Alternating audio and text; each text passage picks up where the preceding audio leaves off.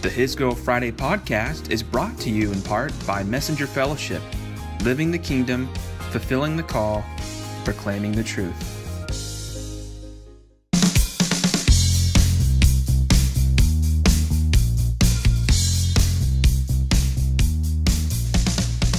How's it going, everyone? This is yours truly, Cameron Fry, coming at you. It's a Saturday night, September 25th, 2021. Fall's in the air. It's a great day to be alive. And boy, there's a lot to talk about. I got to check my log and see when I last posted one of these pods. I want to say I haven't posted anything on the audio wave since my fourth baby, Jubilee Nalene Fry, came into the world back on Saturday, August 21st. And that ties into the absence. I know some of you are faithful listeners wondering where I've been. And, well, I've been in the NICU almost every day for the past 5 weeks.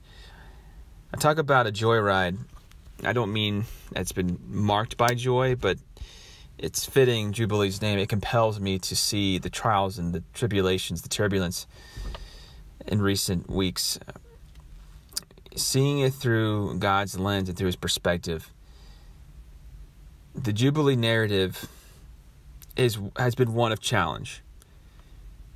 And I wrestled with the why. Why, Lord, have you entrusted us with another child so soon? This wasn't in the plans. And then suddenly Liz is hospitalized, going back to, I believe, Friday, August 13th. She's hospitalized for preeclampsia symptoms, and I'm scrambling as a dad trying to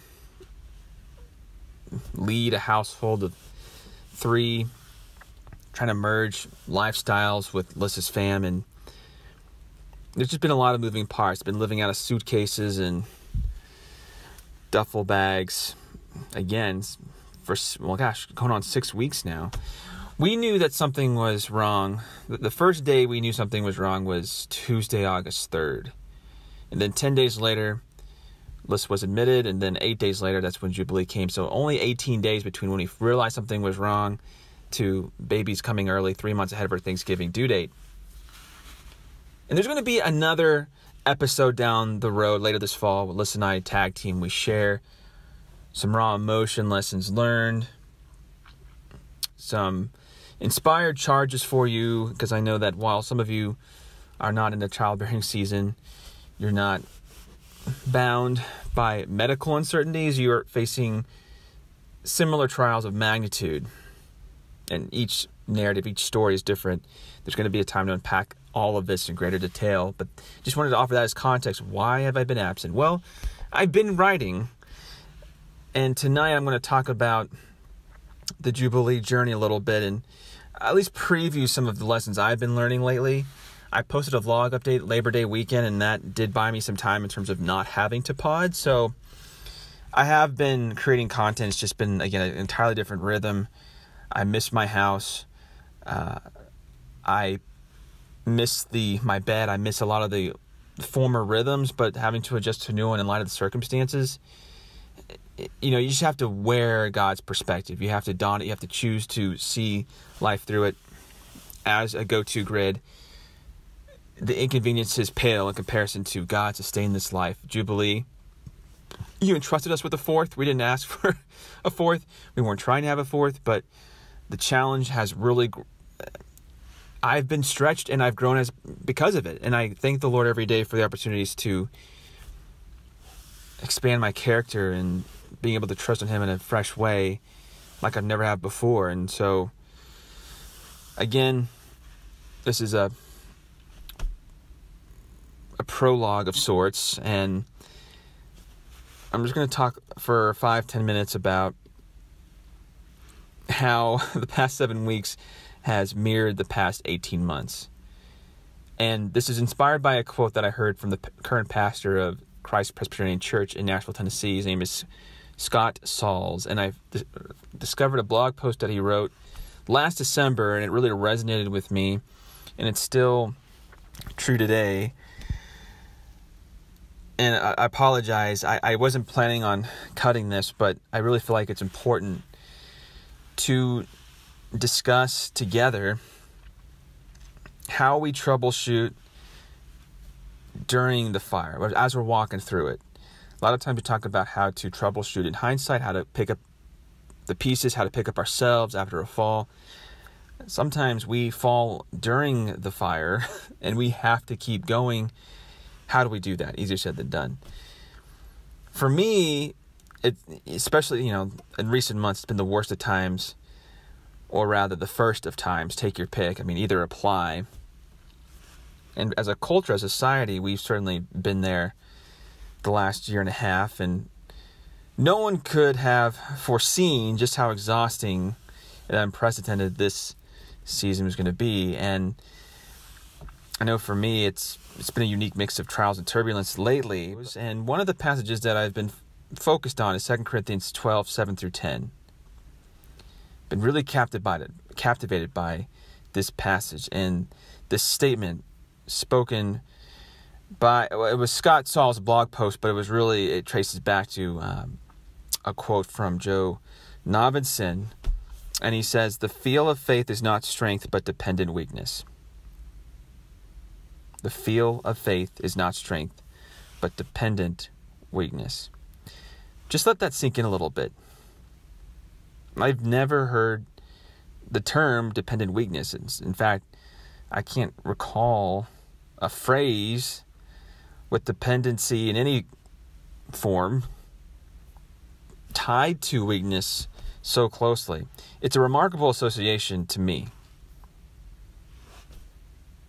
Because as mentioned, this Jubilee Journey, it's been the epitome of humbling. In all sincerity, words can only go so far in capturing, as I described earlier, a joyride. Jubilee's name compels me to call it as such. It's left me memorized wrestling with the scale of God's strength and sovereignty amidst the chaos. And listen, we haven't been perfect, but we've been doing some things right. We've prayed together. We pray at the NICU. We pray over we pray over Jubilee when we're there. We declare God's truth, His original design, His intent, restoration, healing. There's a checklist that we approach. We even obtain audio prayers from friends near and far, colleagues, mentors, and we play them when we're there. So we really do believe that something is unlocked spiritually when we prophetically declare, when we pray and exhort, and we pull in unified heart cries of the saints together during hard times. The more, listen, I have endured and persevered, the more we've been able to taste God's providence and assurance. In other words, to the extent we've anchored our trust in Him and we've declared that as a banner, to that extent we've been able to mutually rely on God in unison, even harmony. Now, harmony, maybe not when we describe this brand of harmony, not what you're accustomed to seeing or hearing, but it's, as far as it be with us, we are going to choose joy in the situation. It's hard, it's unnatural, it's a unique paradox, but we're going to ride the comfort. We're going to allow ourselves to be comforted by God's tender heart, His love, His grace, His mercy, who He is. And when we find ourselves riding, keeping our head above the water, and we're not succumbing to anxiety and fear, we're going to worship. We're going to celebrate that as a win. And we're going to do it together. And that's kind of what I mean by harmony in this context. We're more at peace than what we could be. And God gets all the credit. The way I see it, the specific season we're in, from Jubilee to COVID caution, it's more than, to me, it's more than one we're supposed to get through, but one we're meant to bear through, if that makes sense. And I want to piggyback off my own experiences. I've been talking a lot about the Jubilee Journey here, but I want to expand it out to what you might be walking through, a completely different set of settings and situations and circumstances. This season that we're in is more than one we're supposed to get through, but one we're supposed to bear through. We're meant to bear through it. The question is, in our various conflict resolutions, our troubleshootings? What are we bearing, or in some cases, forbearing along the way? Well, I'm still seeking God for solutions. What I can say is sometimes all we can do is stay the course. And know God will set our path straight, especially when we cry out, Lord, make your ways straight and establish my steps in ways that only you can. I yield to your higher power, higher will, and higher love for my life. You cover me. And again, I encourage you, I implore you to express gratitude when you find yourselves being pulled and stretched in different directions. God is up to something good, and it may not feel that way. In fact, it should feel uncomfortable. Again, I'm still trying to figure all of this out. But tying it to some recent observations, I see a lot of people, a lot of colleagues who are forcing restarts in their life, from marriage and relationships to work and church life.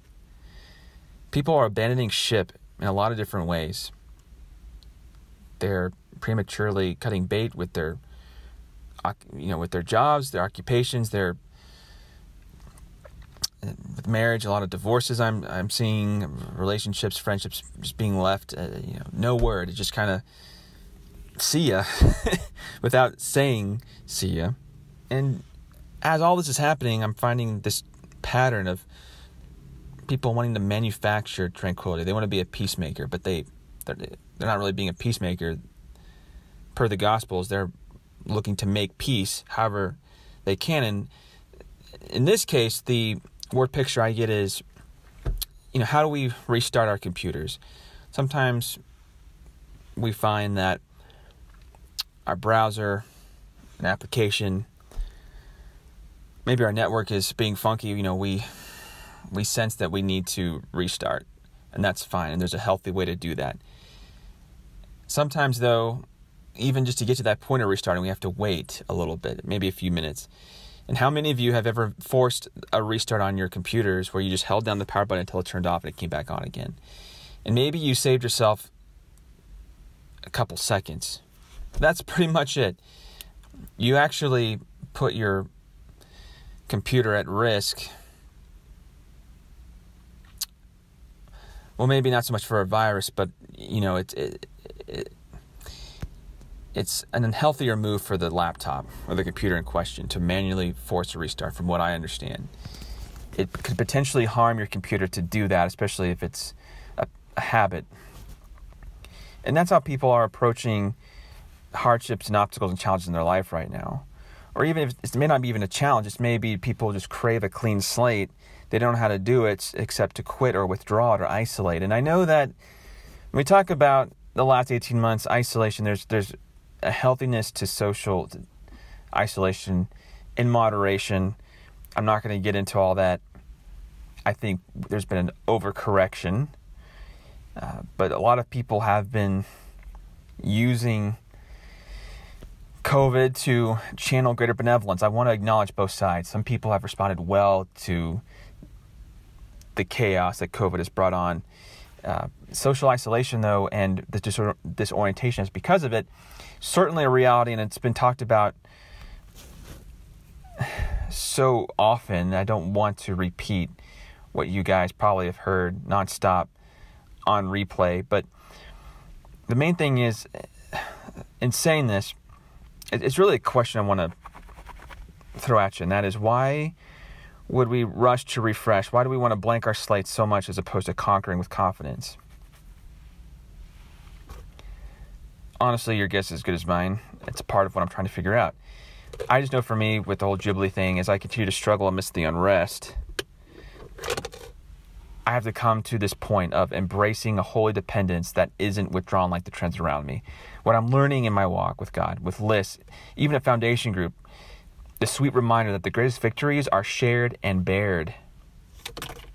As much as we want to thrive, as much as we crave a new chapter, we can't possibly get there without partnering in weakness with what and whom God has already established in our midst. Goes back to that quote that I talked about earlier. The field of faith is not strength, but dependent weakness. And this is convicting for me because a lot of times I will embrace my weakness, but I do it independently. I do it in ways that no one could possibly see, just content in my own quiet time behind closed doors. And I think it's great for that to be a starting point, but we have to get back and be intentional and engaging community and people and relationships, because that's, God's love is meant to be reproduced and not just something that we store internally. I think a lot of us in a spiritual sense, we're encountering this cabin fever. We don't know how to process it. We're storing all this, self-preservation being a common antidote. And it's part of that forced reset. We just want to begin again, but is it God's begin again? That's my question to you. Another charge. For those who are trying to keep heart, take heart, but feel like all you're doing is losing heart. You can struggle and live abundantly at the same time. You can live in fullness and feel like everything around you is falling apart. Again, it's a catch-22, but hear me. Please don't disengage what your challenges are tied to, but rather engage the reason you've been entrusted to overcome them. It may take some time, perhaps a year or 2 or 10, but together we will get there. Even in this great resignation that we're in, I really believe that scholars and historians will look back at this decade that we're in currently as one of the great resignation. Don't feel like that gives you the reason to just pull the plug on everything. Don't sign off yet, at least until God says it's time. And to know that, you're going to have to draw nearer and closer to God. And tying Jubilee back into it, we've been compelled to do that. We've been no choice to live life on our knees of late, as we've had to surrender our rhythms and certain levels of comfort, even privacy and intimacy. But to me, my perspective has sharpened during this time. I found that as I embrace my weakness in light of, in the contrast of God's strength, and I am doing that with my wife, with my family, with people who are committed to praying for me, I've seen love like never before. I've received love like never before as of late. And the support and the prayers have been overwhelming. I thank you for those who are hearing and you've been a part of that. I've seen goodness to a whole different degree. And I wouldn't have felt that or tasted that had, the Jubilee story hadn't happened. There's silver linings all over the place. Are you going to put yourself in position to acknowledge them? Don't just get stuck on the awareness of them, if so. Use the fire that you're in as the reason to not chase after God's fire, but to receive it. What do I mean by fire? It's the intensity, it's the overflow, again, of who God is. I know I'm kind of contrasting fires here. There's the fire, the hell that we're walking through, but there's also the fire, that holy burn of who God is that is near to us. Talk about burning the right way. It's not just passion. It's a byproduct of wrestling faithfully with Him, struggling with Him, inviting God into that. And you find yourself resonating with this connection. You feel cold on the inside, but you find that you're being warmed up again by the closeness of God, by this providence, His sovereignty, His love, like a warm blanket covering those cold spots. And maybe that's what I mean more by fire on the God side of the equation. But I just wanted to take some time to share some thoughts here. I really wanted to process some of this with you. And if you have any questions, if you're going through really if you're going through trying times right now, listen, I want to hear from you. We want to pray with you, most importantly. We want to encourage you. We want to love on you any way we can. We're not the only ones going through difficulty. But certainly we want to be transparent about how we're being inspired and hopeful to inspire you to keep going and to stay the course, to keep running the race well. That's why we're here. That's why we'll continue to be here. All right, my time is up, guys. Thanks for listening. Hope you guys have a wonderful rest of the weekend. And as I always say, I'll catch you on the fry. Peace.